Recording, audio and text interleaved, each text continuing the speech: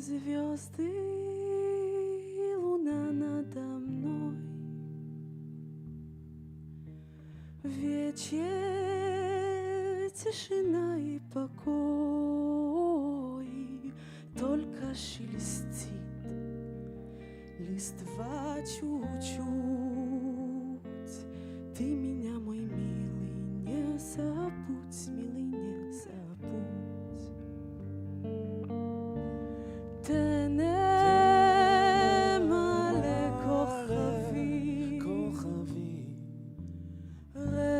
ריח דשאים דובבים עמוק בטל, עמוק בטל פועם לבבי.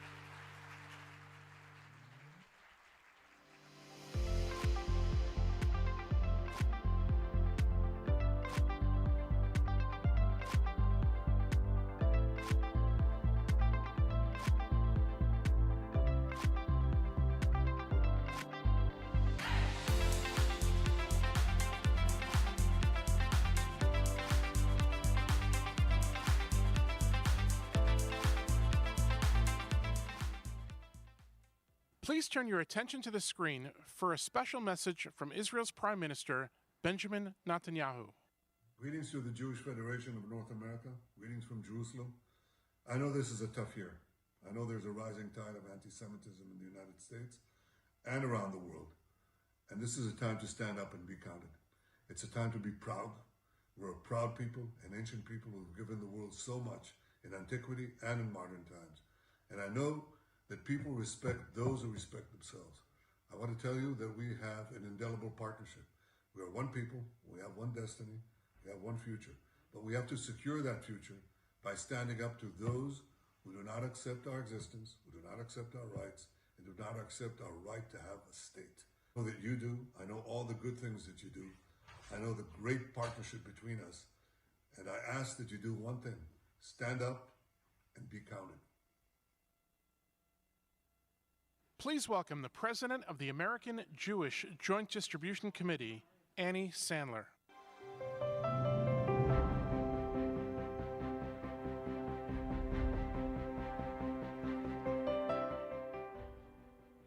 Good morning. I'm Annie Sandler, President of JDC, proud endowed line of Judah, and a very proud member and leader in the United Jewish Federation of Tidewater. It is deeply meaningful to me to be with you this morning and at this moment. It's a moment when our global Jewish family is breathing a collective sigh of relief. Last month's ceasefire and the continued return of hostages fills us with profound gratitude and renewed hope. Even as we celebrate, we know that it's a long road to recovery that will be long and difficult. In Israel, where loss, trauma, and displacement have touched every corner of society, JDC continues to rebuild lives. Since October 7th, JDC has helped more than 1 million of the hardest hit Israelis. I recently returned from Israel, and what I witnessed will stay with me forever. I met Merav, whose daughter Romy was taken hostage from the Nova Music Festival. The first time I met her was November 7th of 2023.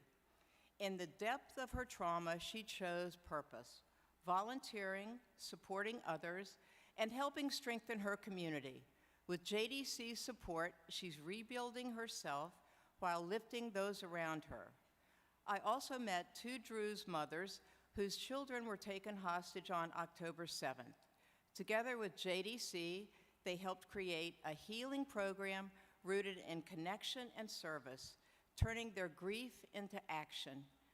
Again and again, I witnessed the same truth: personal pain becoming collective resilience. This is the work we are doing every single day, helping Israelis transform trauma into strength and meaning. As a mother, their stories shook me to my roots. As a leader at JDC, they make me profoundly proud that we stand with them side by side as Israel rebuilds. JDC's work extends far beyond Israel.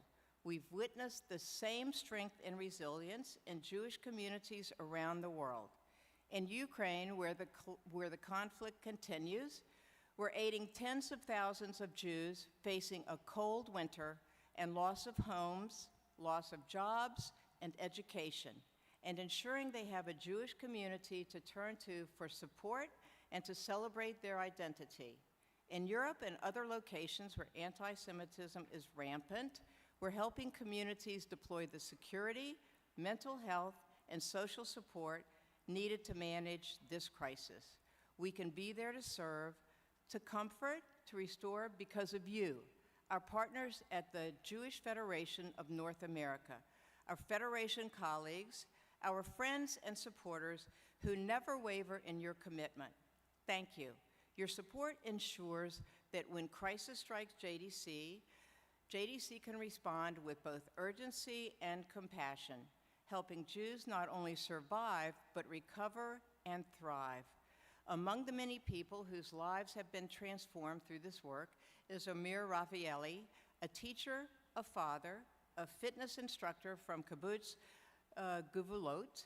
Amir represents the strength and resilience of so many Israelis who are finding new meaning, reimagining their lives and future with JDC's support. It's my honor to introduce you to Amir, to share his story, and to remind us all what hope, partnership, and Jewish responsibility look like in action. Thank you.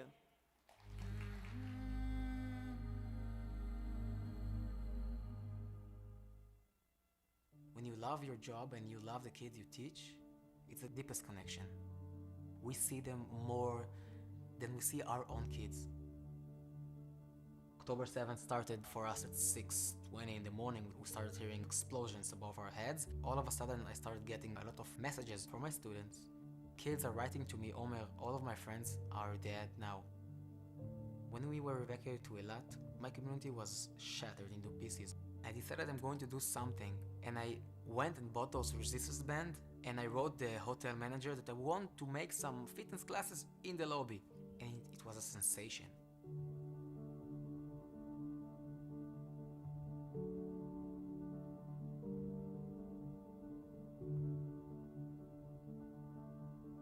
When we came back to school the first day, I couldn't handle the situation. How can I go back to school and look at those empty chairs now? So one day I got this WhatsApp message and it says, do you have problems going back to work after October 7th? I felt like they were talking to me.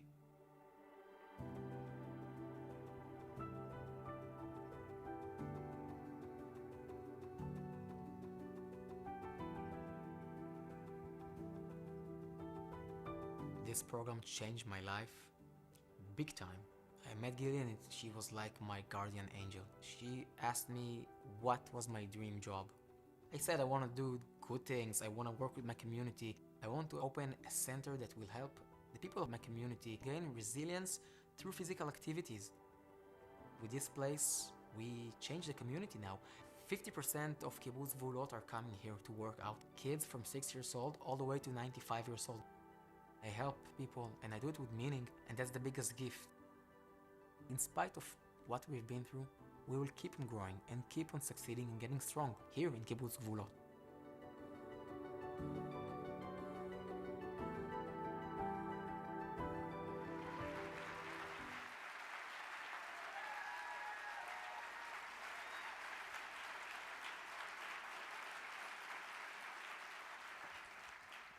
I'm very excited. When I got that WhatsApp message asking if it was hard to go back to work after October 7th, I didn't know how to answer because nothing was the same. I mean, I was evacuated from my home. My community was in pieces.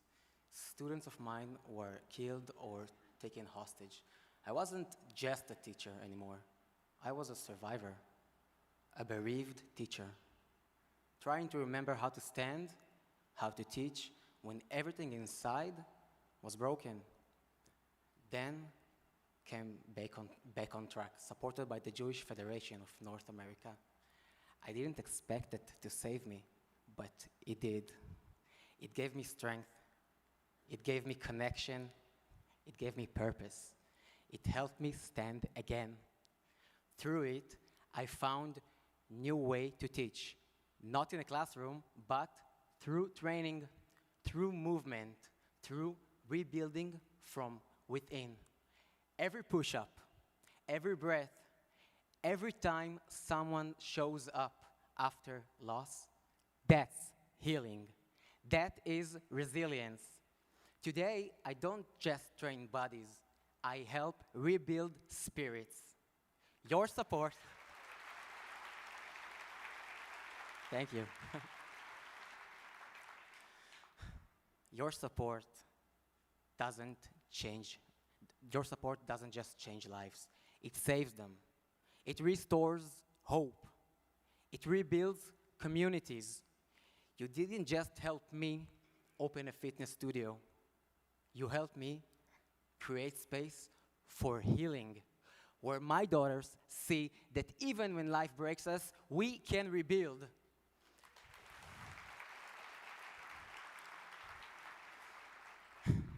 Despite all that happened to us, I will always be a teacher.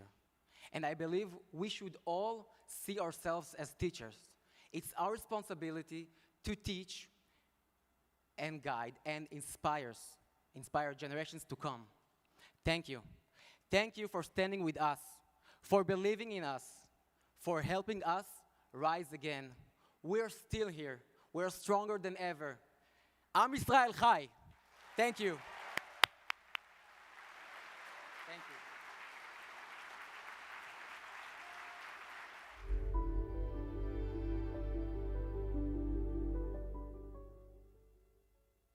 Please welcome back Rabbi Angela Buchdahl.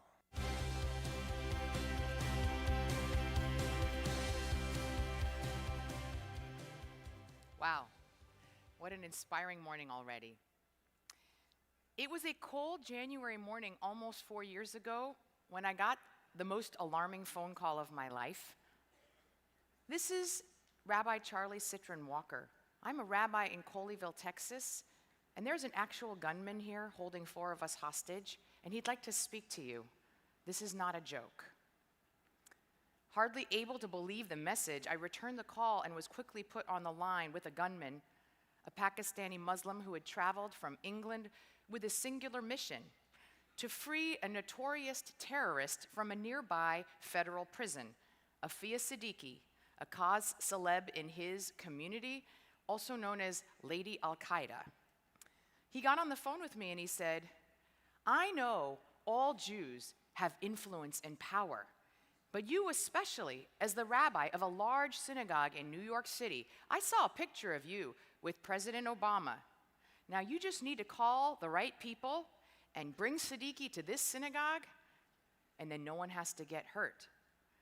And you should know, I love death more than you love life. You have 1 hour." Many of you became aware of this terrifying hostage situation as it unfolded, and you know that after a 10-hour standoff that Rabbi Charlie Citron Walker had the courage and strength to throw a chair at the gunman as all the hostages ran to safety while the FBI stormed in and killed the terrorist. Thank God, the hostages made it out alive.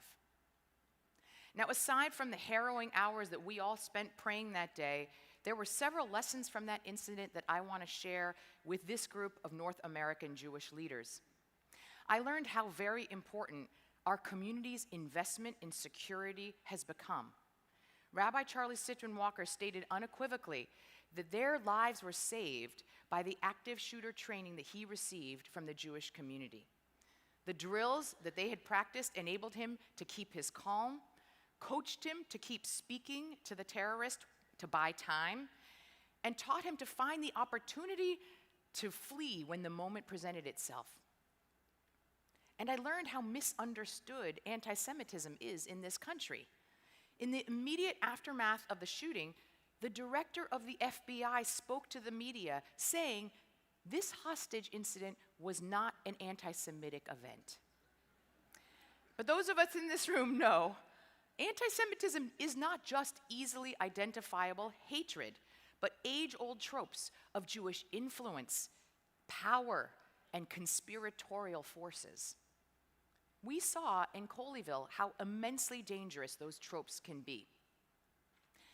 And I also learned that when violent anti-Semites come after us, they do not distinguish between Jews.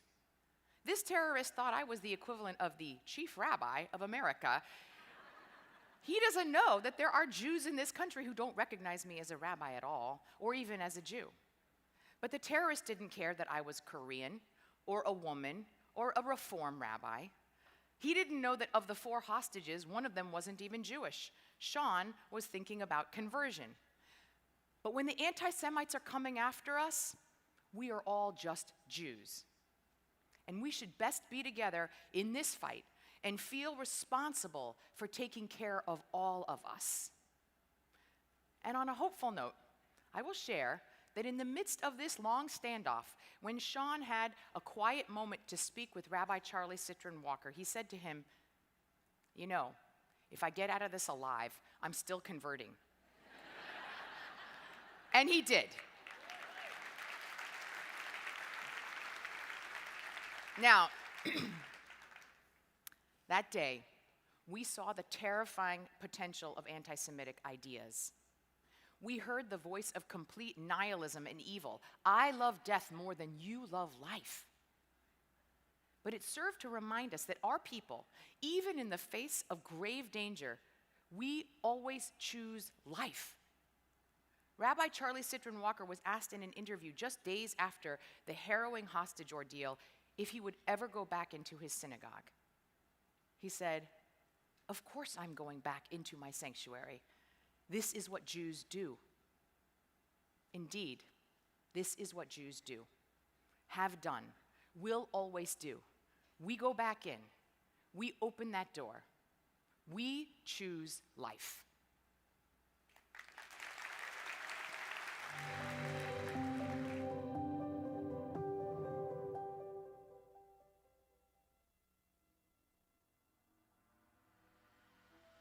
Tree of Life Synagogue, Pittsburgh, 2018. The deadliest attack on Jews in the history of North America. Jewish federations responded, launching the largest community security effort in our history. Today, our network spans 136 professionally run security programs across North America, protecting millions of Jewish lives every day. Train security directors in every community, partnering with local law enforcement, safeguarding Jewish institutions. This is Jewish Federations, the front line of community security in the US and Canada, protecting synagogues, schools, JCCs, and all Jewish spaces. When anti-Semitism erupted in North America after October 7th, we were ready. The security network we built protected our communities and saved lives. As threats escalate, our commitment deepens. We keep building, expanding our reach, mobilizing resources, strengthening partnerships. Thanks to this work, Jewish life can thrive. Families can worship freely. Children can learn safely.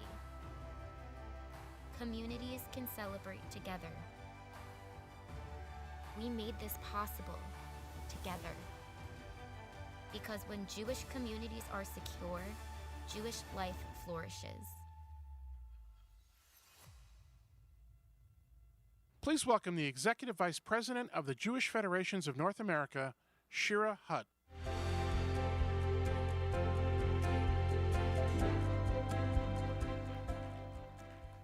When we gathered at the General Assembly 3 years ago, in the fall of 2022, we had just begun the implementation of an ambitious new plan to ensure that every Jewish community, no matter its size or location, would have the security infrastructure it needed to keep safe. We were able to take on this challenge because of the hard work and generosity of so many incredible leaders that made Live Secure a reality.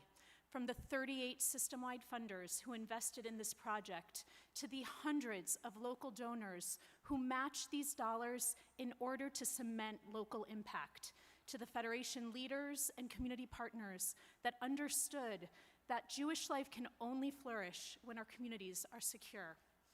And today we can say with pride and great relief, we did it. Because of Live Secure, every Federation community in North America has now a comprehensive security program. We've built a network that connects, you can clap for that. We've built a network that connects local communities to law enforcement, to intelligence sharing, and to one another. Thousands of institutions, synagogues, JCCs, schools, camps, Hillels, and many others have conducted threat assessments, trained their staff and volunteers, and developed emergency plans. We've grown the number of security professionals working across community and built infrastructure to draw down millions of dollars in federal and state security grants. Most importantly, we've saved lives by preventing attacks, by responding to crises, and by ensuring that Jewish communities can continue to live and celebrate openly and proudly. This has been among the most significant collective achievements in our Federation system's history, and it reflects what we do best. When we see a need, we come together, we organize, and we respond. But as proud as we are of what has been built, we know that safety today can't only be measured by security cameras and guard posts alone. Because the threats we are facing are not only physical, they're social, political, and cultural. Anti-Semitism has seeped into the mainstream of public life, into our schools, workplaces, universities, and online spaces. And that means our next challenge is not only to secure our buildings, but to strengthen the front lines of civic engagement and bridge building across our communities. To build relationships with our neighbors, educators, business leaders, and public officials. And to ensure that they really understand what anti-Semitism looks like and why it threatens not only Jews, but the very fabric of our society. And to show up, not just when we're under attack, but as full participants in the life of our cities and campuses and civic institutions. That is how we fortify our community's safety, by being deeply engaged in civil society, by investing in relationships that sustain us, and by working in partnership with others to build a society where Jewish life isn't only protected, but also respected. So as we look to the next phase of our work, we must carry forward the same sense of urgency and focus that made Live Secure possible and apply it to the new frontier, ensuring that our voice is heard and our values are felt across every corner of public life. Anti-Semitism is erupting across North America, attacking our cities. A man in Boulder, Colorado unleashed a fiery attack on a peaceful Jewish demonstration, invading our campuses. 4 University of Rochester students now under arrest in connection to the wanted posters that campus leaders say targeted members of its Jewish community. Flooding our streets. Literally having a Nazi march here in downtown Nashville. This is the reality Jewish communities face.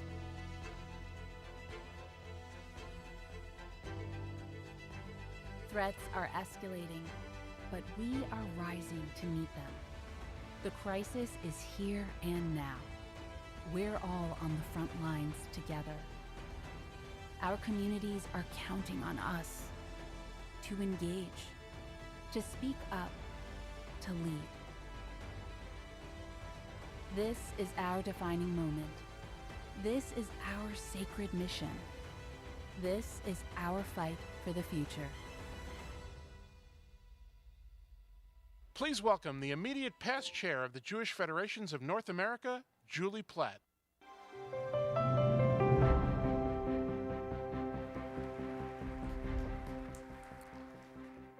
I was very proud to chair Jewish Federations of North America's Live Secure campaign that helped us build a professionally run security program in every community. I know that our community security initiatives are saving lives every day. But now we are all struggling with threats that go beyond just physical violence, threats to our jobs, to the education of our children, to the support of our local governments, and more. Like most of you, I have seen this situation from different angles. I saw it as chair of the LA Federation and as chair of JFNA. I saw it as a mother and a grandmother. And I saw it as vice chair of the Board of Trustees at the University of Pennsylvania during the most heated days post-October 7th, when campuses were under siege from encampments and protests. Each place that anti-Semitism has risen can and must be addressed. At Penn, we understood that enforcing our policies of time, place, and manner could change the reality. In LA, we saw clearly how engaging our local elected officials made a difference.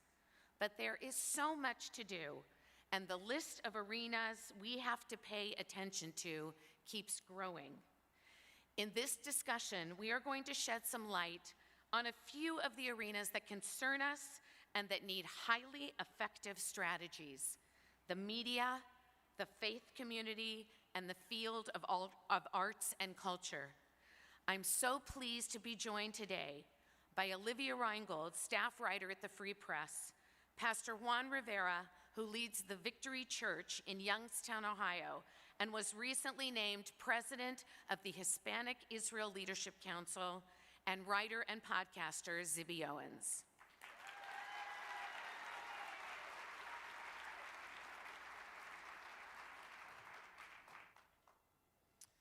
Olivia, let me begin with you. You've spent the past year covering how anti-Semitism and misinformation have spread through the media. This summer, you exposed how fabricated images helped drive a false narrative about Gaza. Please tell us about the experience. So this is a story that I think if I were to die today would be included in my obituary. There was so much controversy over it, but no one has disputed the facts, which were that in 12 out of 12 instances of photos that were alleged to show starvation and famine in Gaza, we actually found that these children had really complicated medical histories. These were just the first 12 examples that we looked into that were circulating online. And I got this idea because when I started reading this coverage, this was this past August, I started to notice that the same children were being photographed over and over again, and they were often photographed by different photographers, which to me suggested a level of coordination. Obviously, these children are incredibly sick and often do need specialized food, but it is a war zone, and so sometimes that specialized treatment can be hard to get a hold of. But it's way more complicated than these stories allege, and actually, because of our reporting at the Free Press, multiple news outlets had to issue corrections. But still, these images circulate online all the time and have often motivated violence against Jews. Olivia, thank you for your work.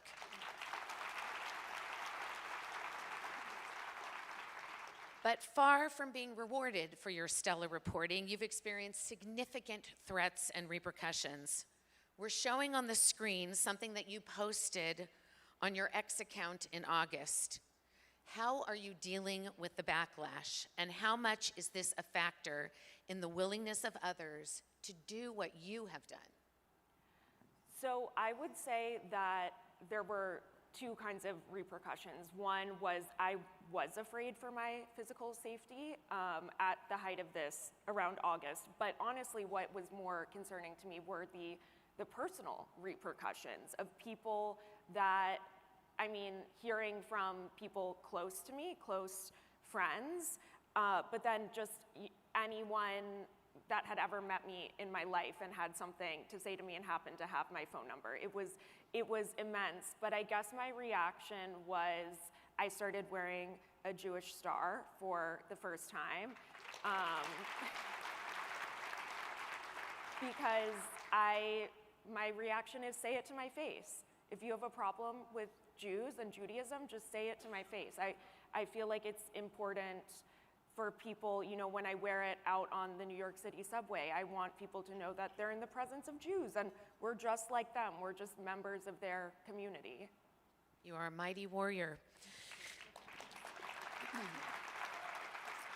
You have covered issues of great concern to the Jewish community, including the recent New York mayor election, and especially Mamdani's campaign, including reviewing every single post.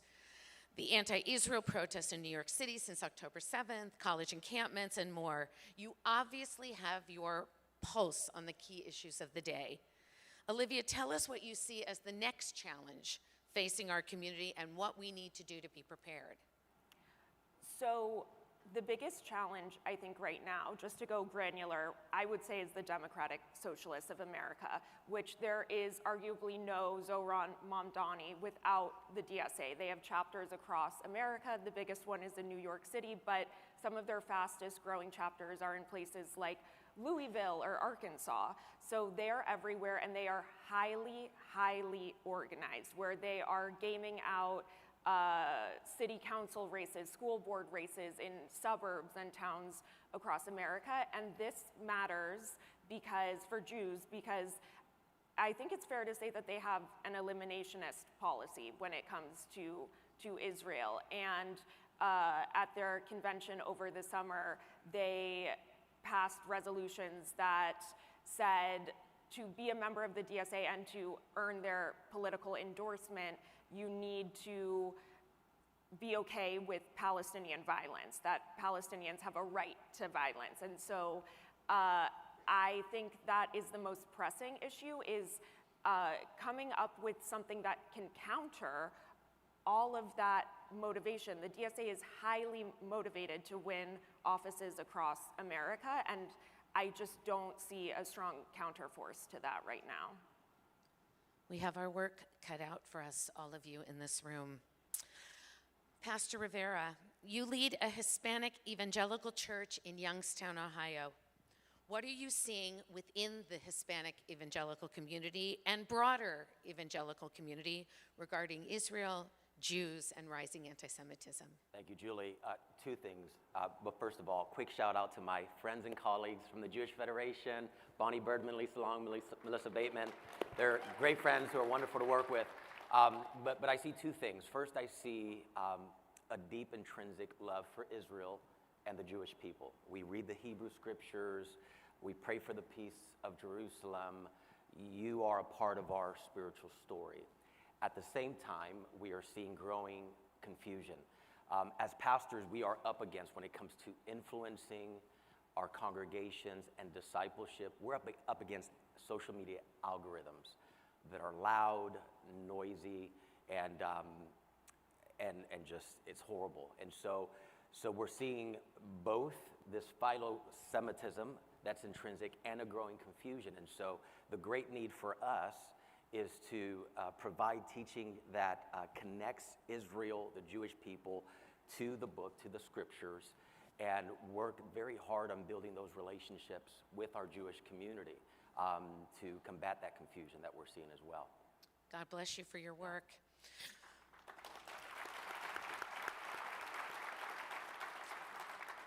as you referred to, we've been hearing about next-gen evangelical support for Israel declining. Tell us more about what you see in your church there and how you're facing that more broadly. Well, at our church locally, we built the house for the storm. And so what we're seeing in our church, for example, is our young people intentionally and proudly wearing the Star of David on college campuses.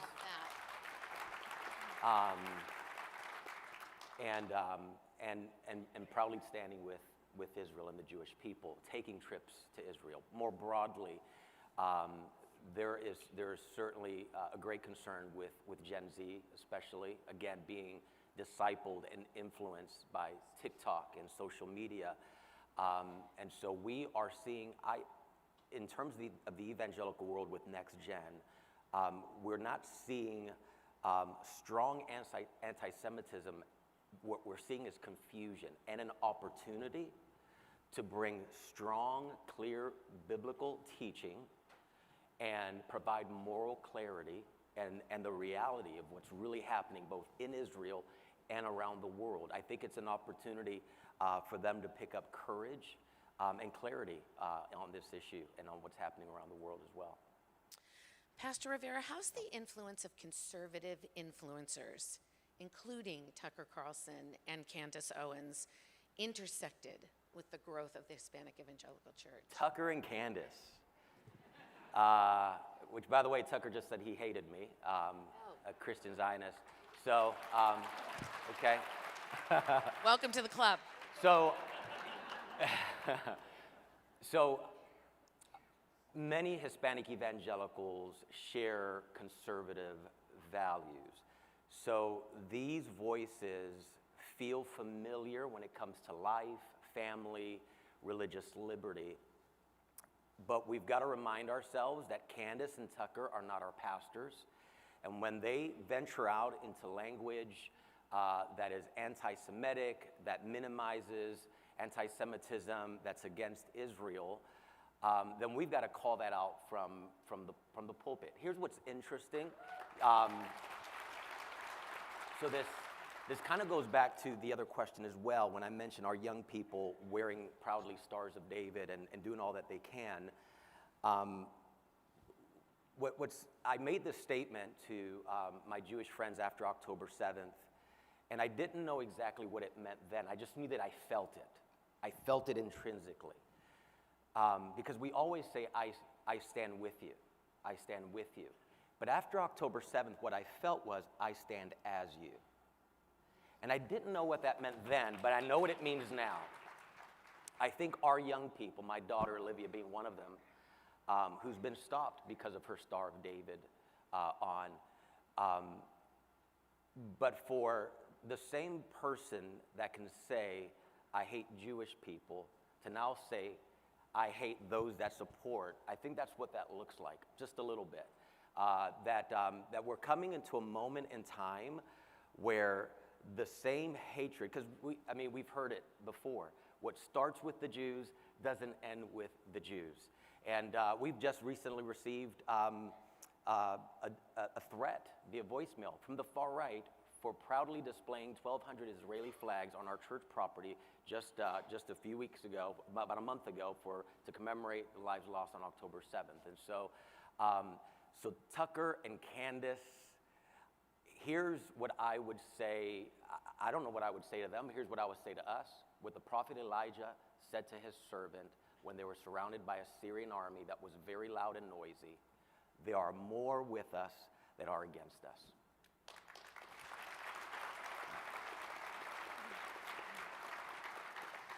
Will you share with us any thoughts that you have about real shared action? What does it look like for religious leaders to teach their congregations about anti-Semitism and stand together publicly? And do you have any instructions for us? Absolutely. So education is first and foremost. We have to educate our people from the pulpit. We've got to do it in small group settings, through discipleship materials. We've got to educate our people and take them to Israel. Especially in today's climate, The number one question that our people got asked when we got back from Israel last month was it safe?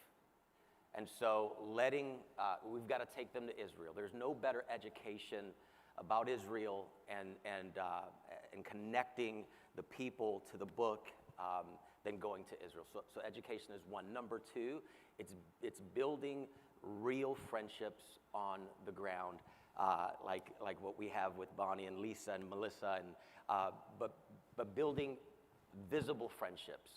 I think if we educate our people and then build that bridge with our local Jewish community in deep, meaningful friendship, advocacy is a natural byproduct of those two things.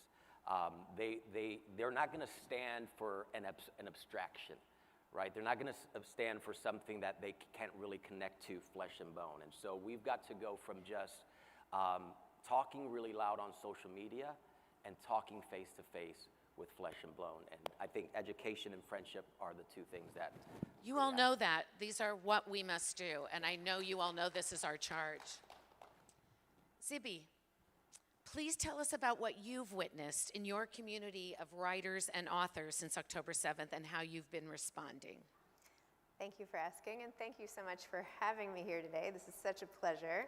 Unfortunately, the literary world has had its fair share of anti-Semitism, and I've been a direct recipient of a lot of that. As soon as October 7th happened, anybody who spoke out in support of Israel was immediately faced with so much online hatred, comments, unfollows on social. There were blacklists put out with all of our names on it, with encouragement not to read our books anymore, disinvitations to different festivals, and on and on. I had something happen to me personally. I was supposed to be sponsoring the National Book Foundation Awards, which are like the Academy Awards of books, and my publishing company was sponsoring it. I got word, this was in November, right after October 7th, I had gotten word that all of the nominees for the prizes that year were planning some sort of pro-Palestinian collective action. And so I called the organizers to say, have you heard that something's going on here? What's happening? And they said, yes, we do know that something's being planned, but we don't know what it is. So I said, okay, well, what if it's something anti-Semitic? What are you going to do about it? And they said, well, we're not going to do anything about it. We believe in free speech. And I said, well, I also believe in free speech, but I don't believe in hate speech. And they said, no, we're not going to do anything. And I said, so you could literally have people get up there and say, like, let's kill all the Jews, and you're not going to do anything. And they said, that's right. And I said, well, I have to pull my sponsorship. And so we pulled our... Thank you. And so this decision I made in the back room of my office quickly got leaked to the media and became international news, and I suddenly became a symbol of the conflict as it affected the literary world in the United States. And my words were twisted. I wrote a whole Substack about it just to lay out exactly what happened. It didn't matter. The media does what it wants to do. And if I thought I had hate right after just for the one social post, this was another level. But even though I got a lot of hate, I got so much love from people like all of you in this community who support what I was doing. I was touring for my novel Blank, and at every stop, someone would take me aside, usually someone with tears in their eyes, and just say, thank you, like, thank you for speaking out. And so I think about those people, all of us, all the time, and I continue to speak out even though it's painful. One thing I did was, with a bunch of other authors, start Artists Against Anti-Semitism, which is a 501c3 and was intended to help that very first holiday season with an auction and everything like that. Because of that group, we all got in a group chat together, sharing everything that had happened to us and our families. And after a year of my speaking out and their speaking out and posting and everything, it just felt like nothing was really working. And what else could we do? So I came up with the idea of publishing an anthology called On Being Jewish Now, where I asked all the authors in the group chat, plus I asked 200, 75 said yes, and we put together an anthology, which I published, with what it means and how it feels to be Jewish now. I said no politics, just talk about how you feel emotionally in the way that you would say to a friend over coffee. I got all of the essays back in, and we published it for the first anniversary of October 7th. And I have to say, at this point, it's been on the USA Today bestseller list for 24 weeks.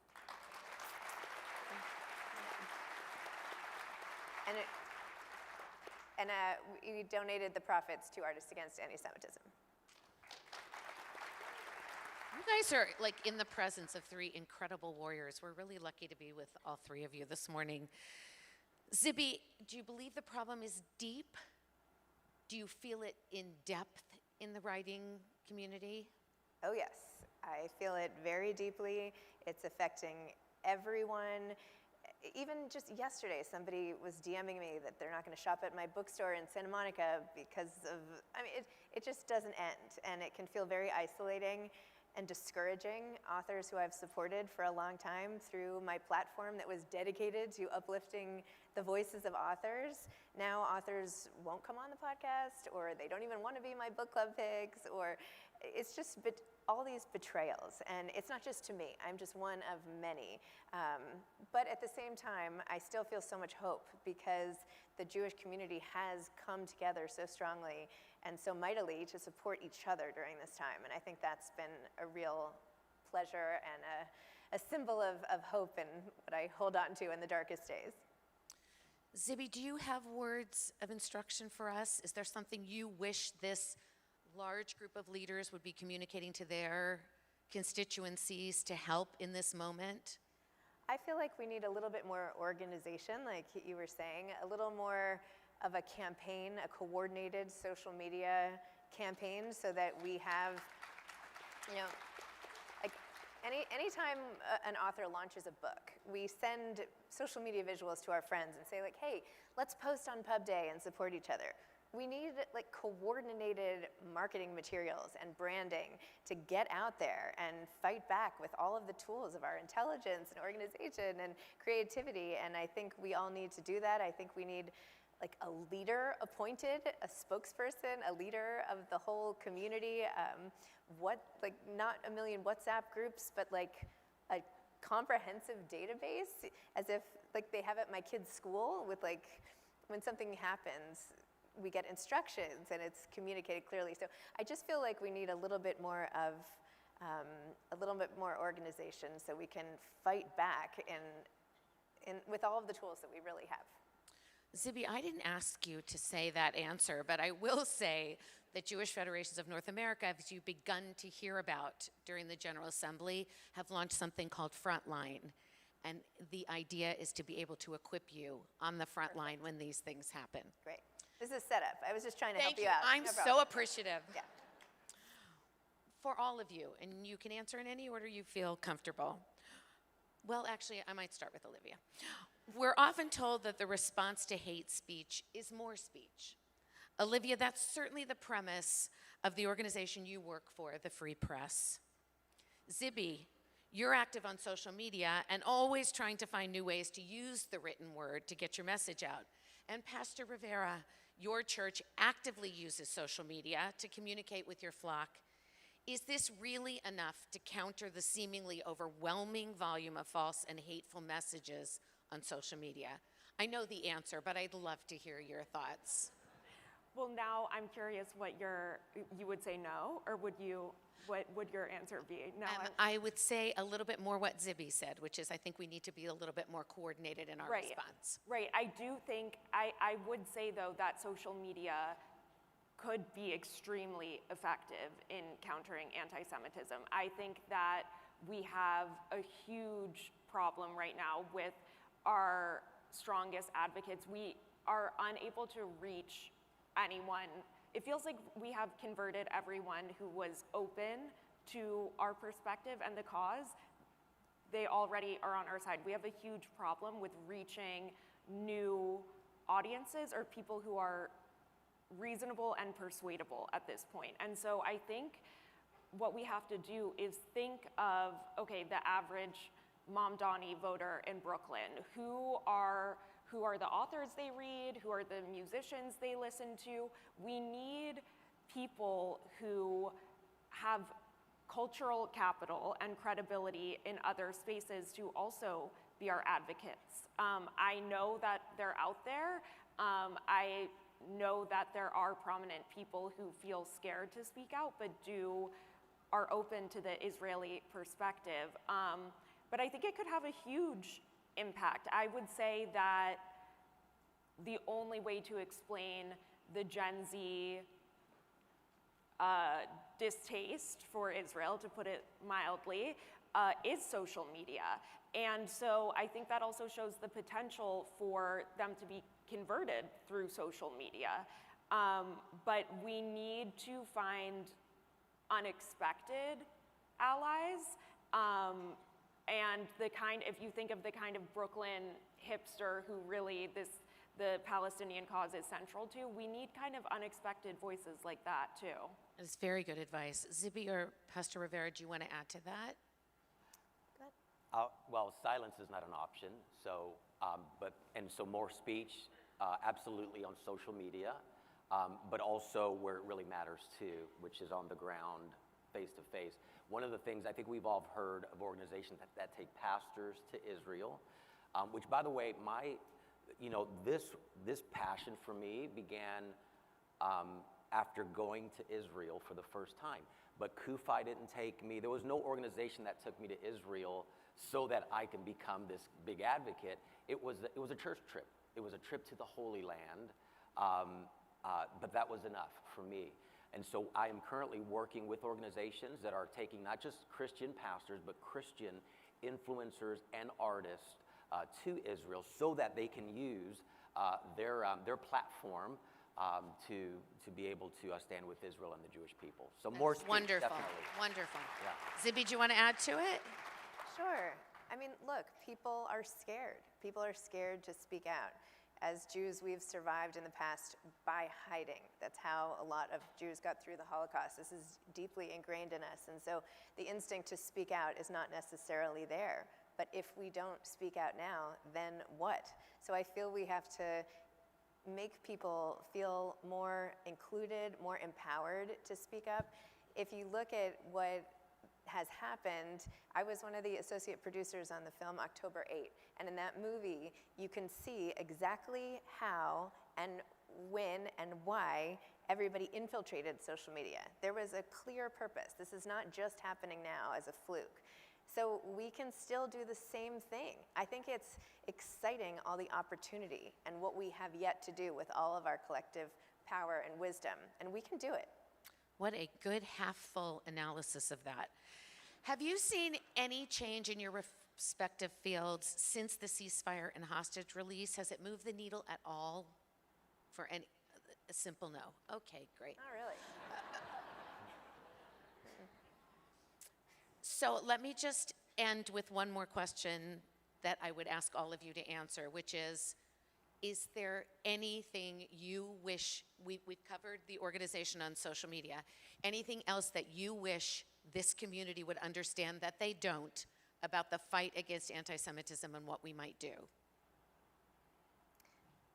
I think everybody here can help all the people in their communities feel more empowered to speak up and come together.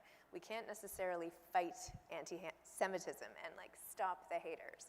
But one thing we can do is strengthen our own communities, and the more we share our own stories and connect emotionally within our own circles, the more power we have collectively to fight everything else. I guess I would just try and explain a little bit. It's a small but relevant factor as to why so many young people are gravitating towards anti-Israel and even anti-Semitic attitudes, which is that for a generation really stymied by COVID, this is often a really bonding experience. It can be very social, and there's a lot of, as I said, there's a lot of cultural capital where even though now it's just mainstream to be openly anti-Semitic, it still kind of has this rebellious feel for them where they feel like they're pushing it against the man and that it's countercultural in the same way that it almost became a little punk to support Trump in the run-up to the last presidential election.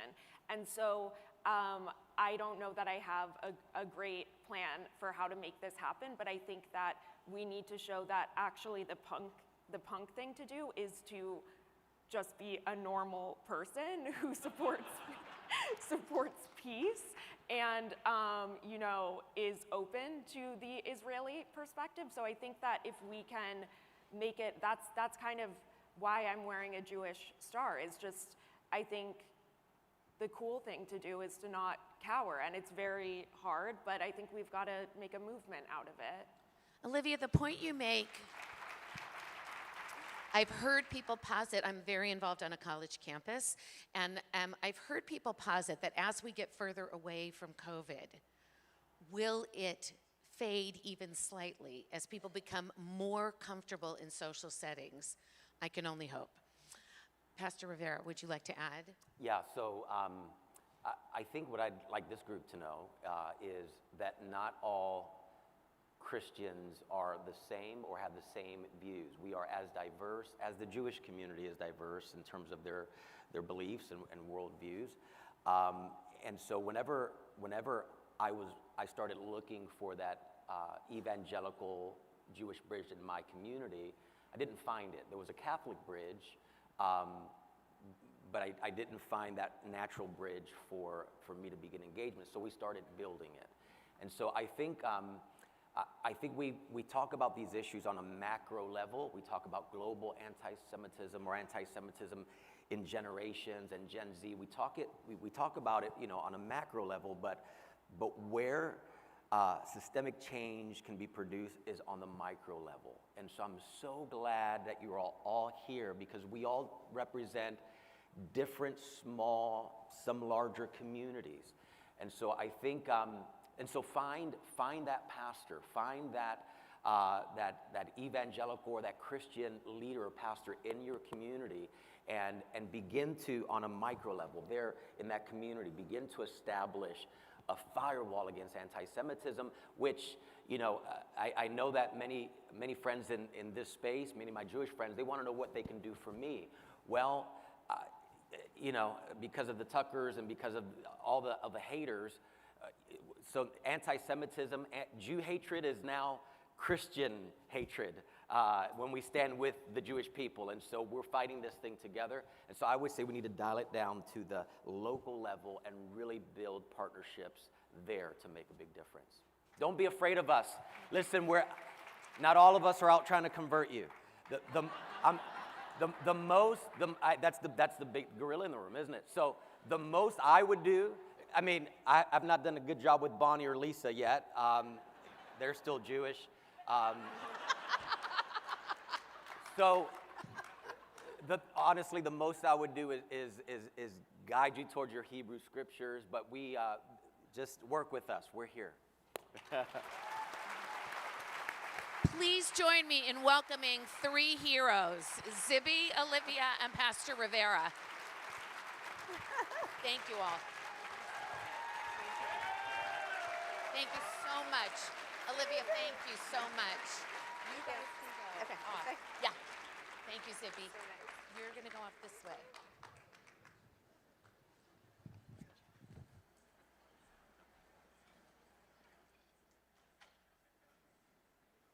We are immensely proud of all of our efforts to protect our community, but we can't and we shouldn't do it alone. It is the responsibility of the government to protect its citizens in their places of worship and communal gathering. And it is the responsibility of government leaders to stand up against incitement to violence and against the lies and slanders that contribute to that incitement. I wish I could say that every public official has done the right thing, but I can't. On the other hand, there have been some true profiles in courage since October 7th. And at the top of any list is the senior United States Senator from Pennsylvania. Please join me in welcoming Senator John Fetterman.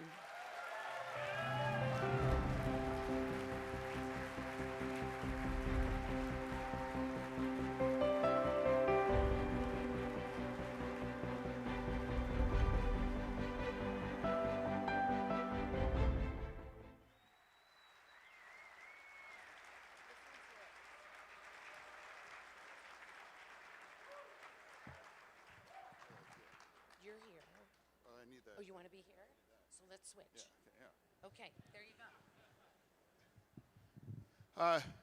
Hi, hello everybody. Promise, be honest. The face is normal, right? You look great. The kids say they won't even notice, right? No, I mean, honestly, it's a true honor to be here with you tonight. So thank you for having me here for this. Thank you. We can't thank you enough. We're so glad you're okay, and it is so kind of you to join us here this morning. Thank you very, very much. Senator, before we get to anti-Semitism and security, I want to talk about your political philosophy.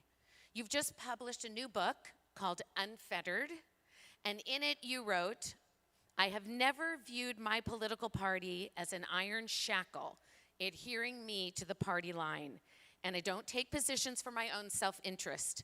I take positions based on what I believe is right. I know this has cost me support from a significant part of my base, and I'm well aware that it may cost me my seat. I'm completely at peace with that." Now, speaking for myself, and also I'm guessing for everybody in this room, we don't want that to happen. But tell us what it's like when your sense of what is right goes against members of your party or your base. Well, I mean, for me, in this situation, part of this conversation, for me, it's always been a very, very easy choice to proudly, unapologetically stand with Israel and the Jewish community in our nation. There's always been, for me, a moral clarity. And now it's reasonable to have another side, but there's really firmly the right side through this now. And after the tragedy after 10/7, I mean, in some sense, you really got to pick a side. For me, it's been very, very, this vote, this voice is going to reign firmly on through this. And whether it's the history or whether it's the current circumstances, you know, it's been disappointing, honestly, the party situation for now. As a member, as the Democrat, Israel is the kind of place and our key ally that has and defends and projects the kind of values that we want to have, and we would want that for everybody. So for me, my heart breaks for what Israel and the Jewish community has been after through 10/7. But for me, let's know that, you know, we had some things happen that I was able to attend some events last week. But if it would have gone some other way, you know, my career would have been, my supreme honor was to be proudly standing with Israel throughout this terrible tragedy after 10/7.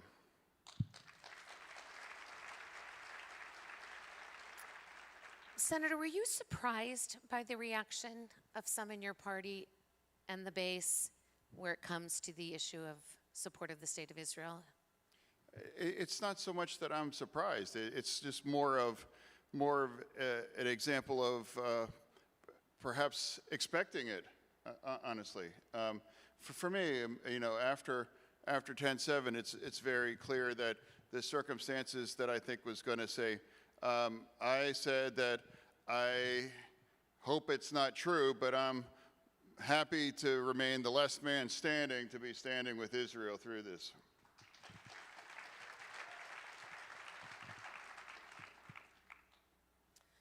Let's talk about anti-Semitism and the security of the Jewish community.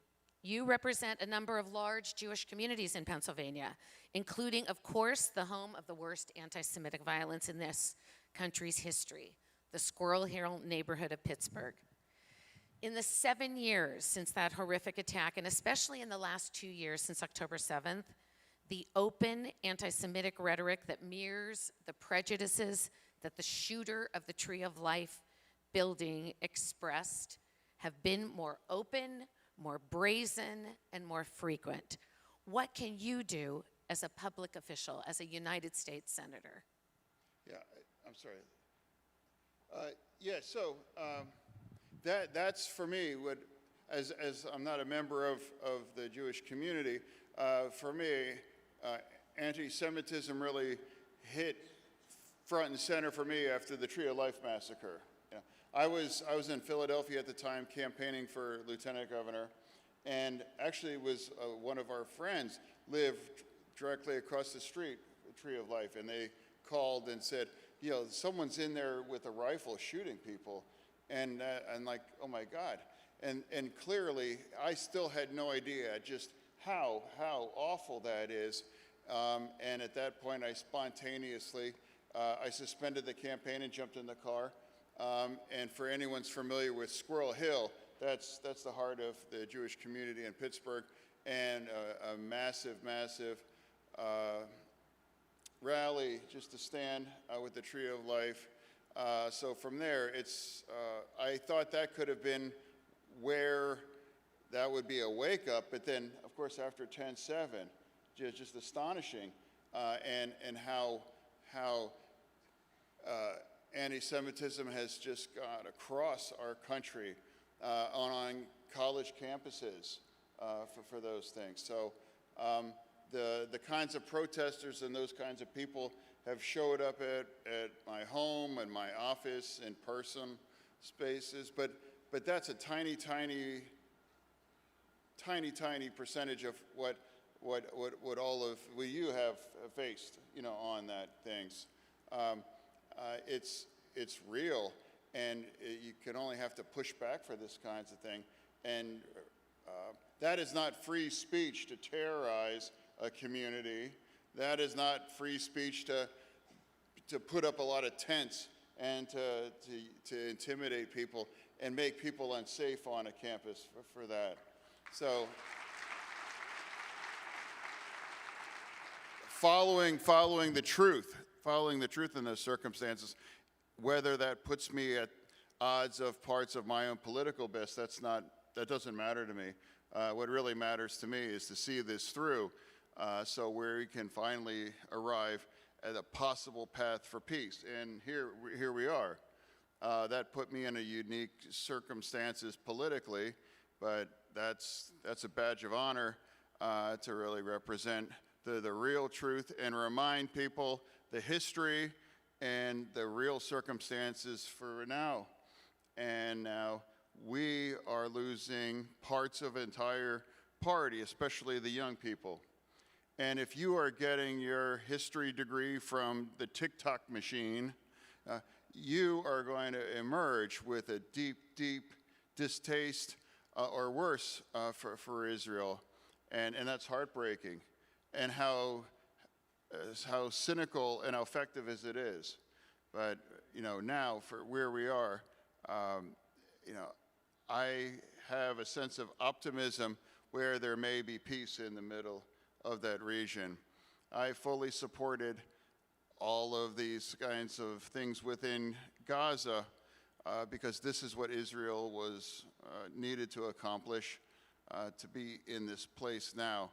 And whether I would follow and support President Biden or even the most polarizing figure in the Democratic Party and President Trump, hey, I'm going to follow him if what's standing with Israel and accomplishing and putting that region on the path for peace.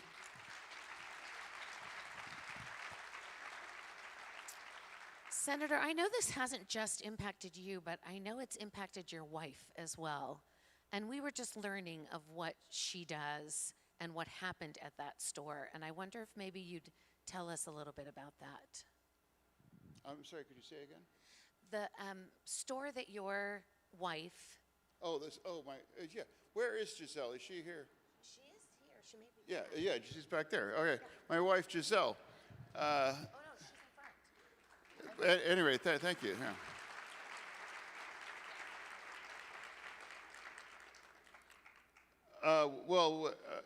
So my wife Giselle,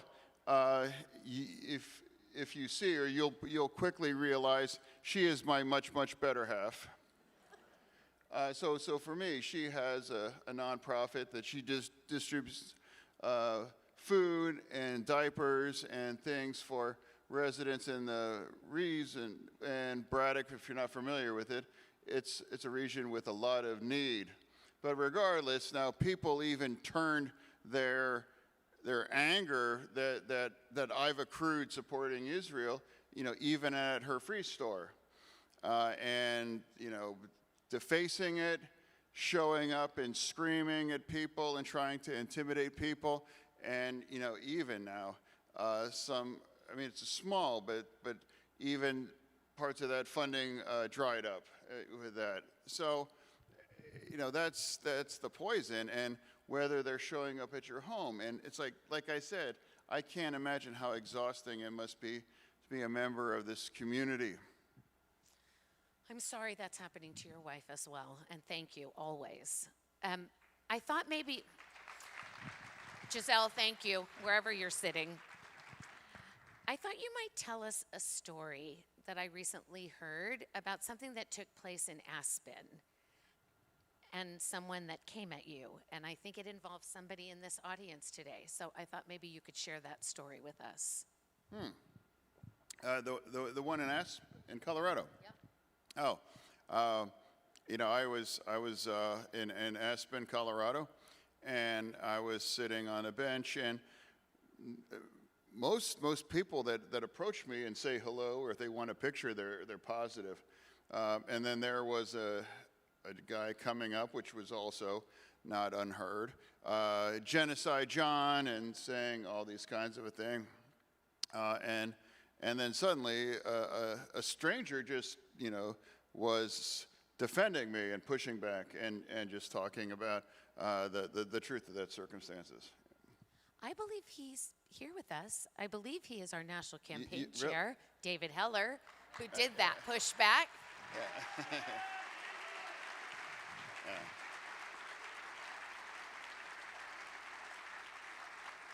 I have a chance to thank you for that because, honestly, a lot of people are very supportive, but when that happens, to have somebody, it's almost like I had someone ready to go. If that, David, thank you for us. But thank you for that because, and that's what's so kind of sick about where it's like, and in times that's happened when I'm with my young children of that thing. It's like, people are allowed to have different views on that, but the way and how ugly that it's turned into it and how that's manifested itself, whether on college campuses or in public spaces, or even those kinds of legislative show votes, whether it's in my Senate or whether it's, in the House too, these kinds of, that in my opinion have cheapened things like genocide and these kinds of terms, strongly reject those kinds of smears and claim that Israel is operating as part of the goal. And now, as more and more members in my caucus continue to back away from standing with Israel, say finally the opportunity to, I am so had the honor of visiting twice within the last year, and I am constantly confronted by the true heroes for this. I've met 2 widows, and they both individually had 8 children each, raising 8 children after they've lost their father, raising 8 children after they've lost their father in the Gaza war. Or I've had the supreme honor of meeting hostages that have been held underground for 500 days, 600 days. That's strength and that's courage. I couldn't last, a week under those kind of circumstances, and how they've been able to sit on a stage like this and have this conversation. I have lost the honor of meeting with so many of them in my office and their family members. And now after this, and what Israel has had to push back and stand against the global condemnation and criticism, and as more and more people might back away, when what they've accomplished is profound. And it's also ends firmly on the right side of history. And now it's the path forward. And regardless what continues to happen, I will always, there's no condition on whatever aid is necessary, whether it's military, intelligence, or financial.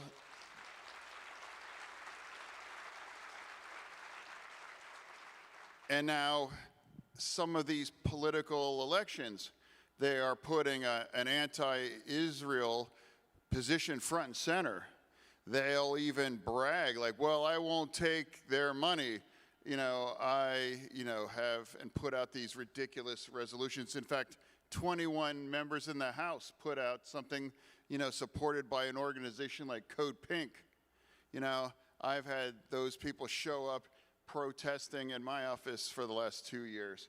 Like in two sides, it's like my advice is like stand on the moral clarity, stand on the side of history, and stand on the kinds of values that you only will see that we all want to live here in our nation is only in Israel, and look around. So, but thank you for the honor of joining with you here today. Please join me in thanking Senator Fetterman.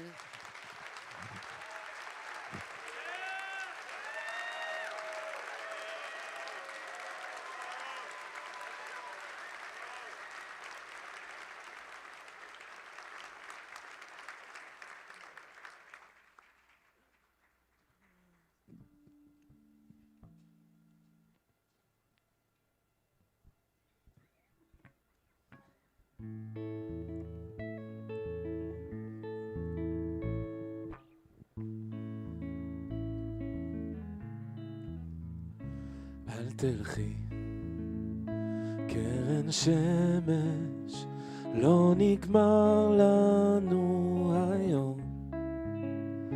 למה את מסתתרת, עננים בכל מקום? אל תבכי, כמו הגשם, לא חבל על הדמעות. יד חמה מבקשת לחבק אותך שעות, אשים שירים שאת אוהבת, אתן לך יום להירגע. אני נגנב כשאת צוחקת ככה אליי. תגידי מה את מבקשת, שלא יהיה לי שום תירוץ. כשאין מילים את מתרגשת ככה אליי. תחייכי, זה יפה לך, זה עושה לי את היום. אם פתאום את נרדמת, תחייכי גם בחלום. מטוסים בשמיים, אנשים על רכבות. אל תבכי, קרן שמש, זה הזמן שלך לחיות. אשים שירים שאת אוהבת, אתן לך יום להירגע. אני נגנב כשאת צוחקת ככה אליי. תגידי מה את מבקשת, שלא יהיה לי שום תירוץ. כשאין מילים את מתרגשת ככה אליי. אל תבכי, קרן שמש, קחי לך בית אחרון. איך תמיד את אומרת, ניפגש עם אור ראשון. שים שירים שאת אוהבת, אתן לך יום להירגע. אני נגנב כשאת צוחקת ככה אליי. תגידי מה את מבקשת, שלא יהיה לי שום תירוץ. כשאין מילים את מתרגשת ככה אליי. אל תלכי. תודה רבה. Thank you. This concludes this morning's program. Please proceed to your featured sessions starting at 11 a.m. Thank you and enjoy the day.